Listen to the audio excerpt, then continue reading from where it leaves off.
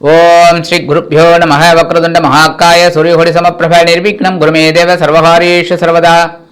உலகமெங்கும் இருக்கும் நமது ஆன்மீகம் பிளஸ் நேயர்கள் அனைவருக்கும் ஜோதிட குருஜியின் இனிய வணக்கங்கள், வாழ்த்துக்கள், ஆசீர்வாதங்கள். இந்த அருமையான காணொலியில் நம்ம பார்க்க போகிறது மார்ச் மாத ராசி பலன். இந்த ராசி பலன் அப்படின்னாலே இந்த மார்ச் மாதம் முச்சூடும் என்ன கிரகங்கள் எப்படிப்பட்ட சூழலில் இருக்குது, நமக்கு எப்படி ஃபேவரபிளாக இருக்குது இல்லை அன்ஃபேவரபிளாக இருக்கா அப்படிங்கிறத பற்றிலாம் நம்ம பார்க்க போகிறோம். அதுக்கு முன்னாடி இந்த நம்ம சேனலை சப்ஸ்கிரைப் பண்ண அனைத்து இனிய நெஞ்சங்களுக்கும் எங்களது ஆசீர்வாதங்கள், நன்றிகள். சப்ஸ்கிரைப் பண்ணாதவங்க பண்ணிக்கங்க. அதேமாரி இந்த ப்ரோக்ராமை ஃபுல்லாக பாருங்கள், லைக் பண்ணுங்கள், கமெண்ட் பண்ணுங்கள், ஷேர் பண்ணுங்கள். அதுமாரி ஜாதகம் பார்க்கணுன்னு வரவங்க, அதாவது அவங்கவுங்க சுய ஜாதகத்தை பார்க்கணும் அப்படின்னாக்க வாட்ஸ்அப்பில் வாங்க. அந்த வகையில் இந்த மார்ச் மாத ராசி பலன் அப்படின்னாலே இந்த மாதம் ஒரு 2 கிரகங்கள் பெயர்ச்சி இருக்கு. சாதாரணமாகவே சூரிய பகவான் கண்டிப்பாக ஒரு 15 நாள் தான் இதில் இருப்பார். அப்புறம் மிட்டில் அப்படியே அடுத்த ராசிக்கு வந்துடுவார். எப்போவுமே இங்கிலீஷ் ராசி பலனில், இங்கிலீஷ் மாதத்தில் அதான். சூரிய பகவான் மார்ச் 14 வரைக்கும் கும்பராசியில் இருக்கார். ராகு எல்லாரோடையும் சேர்ந்துட்டு குருவோட பார்வையை வாங்கிட்டு 15ஆம் தேதியிலேருந்து அப்படியே மாறி மீனராசிக்கு வந்துடுறார். மீனராசியில் சனீஸ்வர பகவானோட சேர்ந்துடுறார். அதேமாதிரி சுக்கிர பகவான் மாத ஆரம்பத்திலிருந்து 25ஆம் தேதி வரைக்கும் உச்சமடைந்து மீனராசியில் சஞ்சாரம் பண்ணுறார். 26ஆம் தேதிக்கு அப்புறம் அப்படியே மேஷராசிக்கு வந்துடுறார். புத பகவான் கும்பராசியில் வக்கரகதியில் இருக்கார். 20ஆம் தேதியிலேருந்து அவர் வக்கர நிவர்த்தி அடைகிறார். குரு பகவான் ஆஸ் யூஷுவல் மிதுன ராசியில் வக்கரகதியில் இருக்கார். 9/3/2026 அன்னைக்கு வக்ர நிவர்த்தி அடைஞ்சு அருமையாக பலன்களை தரப்போகிறார். சனீஸ்வர பகவான் ஆஸ் யூஷுவல் மீனராசிலேயே சஞ்சாரம் பண்ணிட்டு இருக்கார். செவ்வாய் பகவான் கும்பராசிலேயே இருக்கார். இந்த மாதம் முச்சோடும் வேறு எங்கேயும் அவர் ட்ராவல் பண்ணலை. ராகு பகவான் கும்பத்தில் தான் இருக்கார். கேது பகவான் சிம்மத்தில் தான் இருக்கார். அந்த வகையில் இந்த மார்ச் மாதத்தில் கிரகங்களோட நிலைமைகள் இப்படித்தான் இருக்குது. ஏன்னா புதன் வக்ர நிவர்த்தி அடைகிறார், குரு வக்ர நிவர்த்தி அடைகிறார். அதேமாதிரி சுக்கிரன் உச்சமடைஞ்சு சஞ்சாரம் பண்ணுறார். 26ஆம் தேதிக்கு அப்புறம் மாறுறார். அதேமாதிரி சூரிய பகவான் மிட் வரைக்கும் கும்பத்தில் இருக்கார். அதுக்கப்புறம் அவர் மீனத்துக்கு வந்துடுறார். அந்த வகையில் இந்த மார்ச் மாதத்தில் ஒவ்வொரு ராசிக்கும் என்னென்ன பலாபலன்கள் அப்படிங்கிறத பற்றி நம்ம தெரிஞ்சுக்க போகிறோம். அட்லாஸ்ட் எல்லாருமே, அதாவது 12 ராசிக்காரர்களுக்கும் பெருமாள் வழிபாடு ரொம்ப உச்சிதமாக இருக்கும். யாராக இருந்தாலும் பெருமாள் வழிபாடு எல்லாருக்குமே நன்மை தரக்கூடிய வகையில் இருக்கும் இந்த மார்ச் மாதம். ஆக இந்த மார்ச் மாதத்தில் ஒவ்வொரு ராசிக்கும் என்னென்ன பலாபலன்கள் அப்படிங்கிறத பற்றி நம்ம இப்போ தெளிவாக பார்ப்போம். இப்போ இந்த பதிவுக்கு போகலாமா? அன்பான சிம்ம ராசி நேயர்களே, இந்த அருமையான காணொலியில் நம்ம பார்க்க போகிறது மார்ச் மாத ராசி பலன். இந்த மார்ச் மாதம் எப்படிப்பட்ட மாதம்? கொஞ்சம் கவனமாக இருக்க வேண்டிய ஒரு மாதம். சிம்ம ராசினியர்கள் கவனமாக இருக்க வேண்டிய ஒரு மாதம். ஏன்னா உங்களோட ராசிநாதன் சூரிய பகவான் ஆளுமை எப்பவுமே இருக்கும். சிம்மராசி என்பவர்களுக்கு எவ்வளோ கஷ்டப்பட்டாலும் சரி, எவ்வளோ இது பண்ணாலும் ஆளுமை நிறைந்தவர்கள். அதனால அவங்க எப்பவுமே கொஞ்சம் ஸ்டெபிள் ஜாஸ்தி.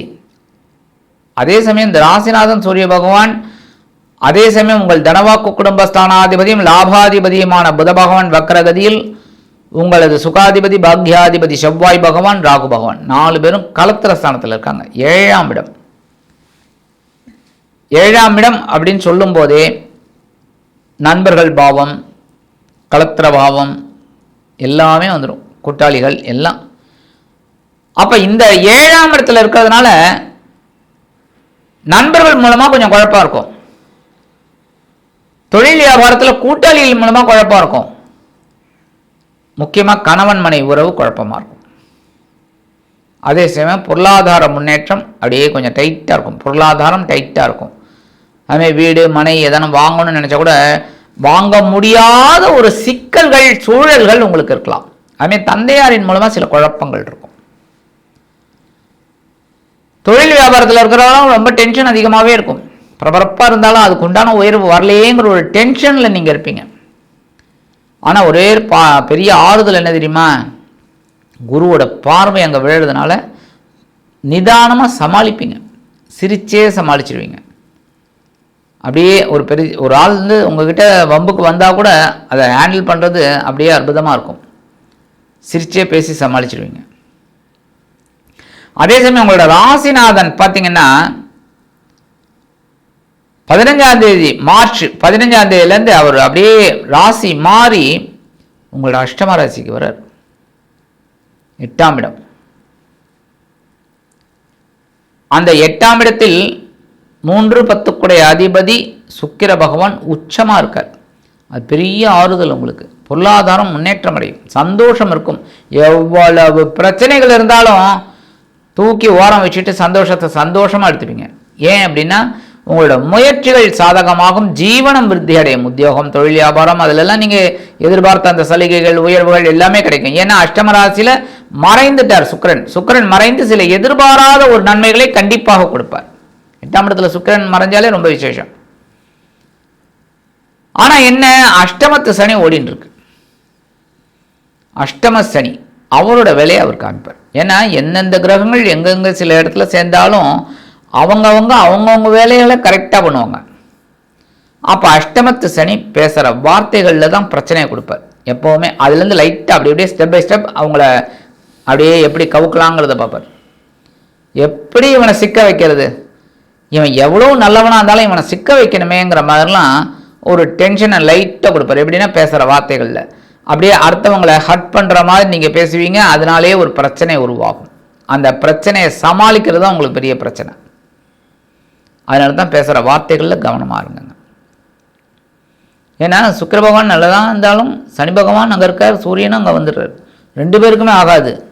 ஆனாலும் 2 கிரகங்களும் உங்களுக்கு சில பாடங்களை கொடுப்பார்கள். அதனால தான் நம்ம கவனமாக இருக்கணும்னு சொன்னேன். உடல் ஆரோக்கியம், பேசுகிற வார்த்தைகள், வாகன பயணங்கள், சரியா, இதிலெல்லாம் இந்த தான் நல்லது.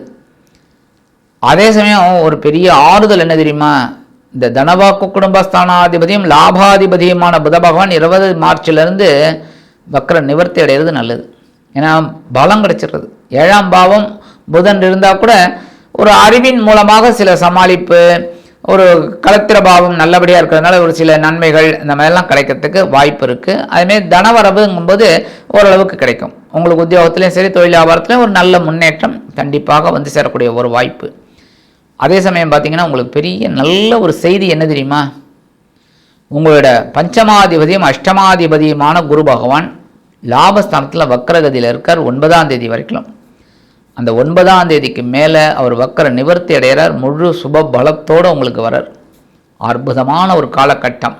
இந்த குருவால் எல்லாவற்றிலும் நீங்கள் உயர்ந்து வருவீர்கள். இந்த சிம்மராசினியர்கள் அப்படியே ஸ்டெப் பை ஸ்டெப் எவ்வளோ பின்னாடி போனீங்களோ அப்படியே இந்த ரேஸ் குதிரை மாதிரி அப்படியே வேகமாக வந்துடுவீங்க. சினிமாவெல்லாம் நிறையா பார்த்துருப்பீங்க நீங்கள். ரேஸில் ஒருத்தன் மனம் கட்டிடுவான் ஹீரோ. அந்த குதிரை பார்த்தீங்கன்னா கடைசியில் ஓடின்னு இருக்கும். 7 குதிரை முன்னாடி போயிடும், 8ஆவது குதிரை இவனோடது மெதுவாக தான் வந்துட்டு இருக்கும். இது திடீர்னு நொண்டி பேர் அடிக்கும். அதுக்கப்புறம் அவன் ஏதோ ஒன்றெல்லாம் செய்வான் ஹீரோ, உடனே இது கடன்னு வேகம் எடுத்து ஃபஸ்ட்டு பாயிண்ட்டுக்கு வந்துடும். அந்த மாதிரி வரக்கூடிய ஒரு அமைப்பு உங்களுக்கு. ஏன்னா லாபஸ்தானத்தில் குரு வர்றது ரொம்ப விசேஷம். ஏன்னா உங்கள் ராசிநாதனுக்கு அவர் ஃப்ரெண்டு. அதுவும் வர்ற இடம் ஸ்தான பலமும் இருக்குது, பார்வை பலமும் இருக்குது. அற்புதமான ஒரு முன்னேற்றம் கண்டிப்பாக உங்களுக்கு கிடைக்கும். 9ஆம் தேதியிலேருந்து இந்த குரு தான் உங்களுக்கு பெரிய ஆறுதல். அதே சமயம் சனி பகவான் உங்களுக்கு அஷ்டமராசியில் இருக்கார். அஷ்டமத்து சனி ஓடின்னு இருக்கு. கவனமாக இருக்கணும். உடல் ஆரோக்கியம், பேசுகிற வகையில் எல்லாத்துலேயுமே சொன்னேன்ல, அதெல்லாம் கவனமாக இருக்கணும். லாபத்தில் குரு வந்துட்டார், இன்னுமே என்ன ஒத்தனம் ஒன்றும் பண்ண முடியாதுன்னு அந்த மாதிரி இருக்கக்கூடாது. புரியுதா? ஏன்னா சனி பகவான் 2 குட்டு வைப்பார். அதனால தான் கவனமாக இருந்தாலும் இந்த பொருளாதார முன்னேற்றம் உங்களுக்கு கிடைக்கும். அதுமாதிரி நீங்கள் நினச்ச காரியங்களை உத்தியோகத்துலேயும் சரி, தொழில் வியாபாரத்துலேயும் சரி நீங்கள் சாதிச்சுக்கலாம். ஆனாலும் ஒரு குழப்பம் இருந்துக்கிட்டே இருக்கும். அதுக்கு என்ன ரீசன்னா, கேது பகவான் உங்களுக்கு ஜென்மராசியில் இருக்கார். கேதுனாலே எல்லாம் இப்படி தாங்குற மாதிரி தான். அப்போ இந்த கேது ஜென்மராசியில் இருக்கணும், கொஞ்சம் குழப்பம் இருக்கும். எடுக்கிற காரியங்களில் ஒரு தெளிவின்மை இருக்கும். பொறுமையாக இருந்தீங்கன்னா வெற்றி. ஏன்னா குரு ஆட்டோமேட்டிக்காக உங்களுக்கு பெரிய நன்மையை செய்வார். சனி பகவான் உங்களுக்கு சில பாடங்களை கொடுத்தா கூட ஓரளவுக்கு ஒரு தெளிவு கிடைக்கும். அப்படியே கவனமாக இருந்தீங்கன்னா நல்லது. சரி, பரிகாரம் அப்படின்னு பார்த்தீங்கன்னா என்ன பண்ணால் ரொம்ப விசேஷம், சிவபெருமான் கோயிலுக்கு போயிட்டு வாங்க.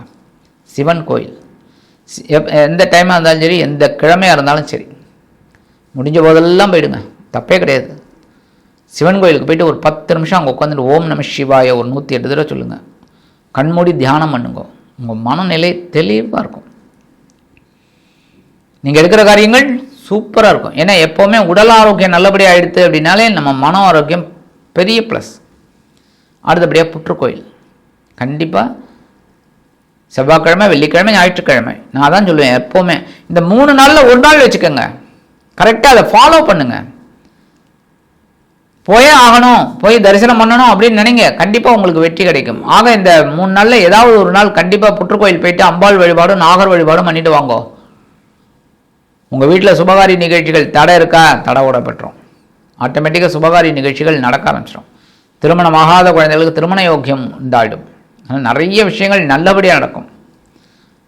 ஆக உங்களுக்கு இந்த மாதம் பார்த்தீங்கன்னா அற்புதமான ஒரு மாதம். அதே சமயம் கவனமாக இருந்தீர்கள் என்றால் சனி பகவானால் விளையக்கூடிய சிறு சிறு சங்கடங்கள் குரு பகவானால் அற்புதமான ஒரு முன்னேற்றமாக அமையும் என்று கூறி விடைபெறுகிறேன். நன்றி, வணக்கம். மீண்டும் ஒரு அருமையான காணொலியில் உங்களை அற்புதமாக சந்திக்கிறேன். வாழ்த்துக்கள். வாழ்க வளமுடன்.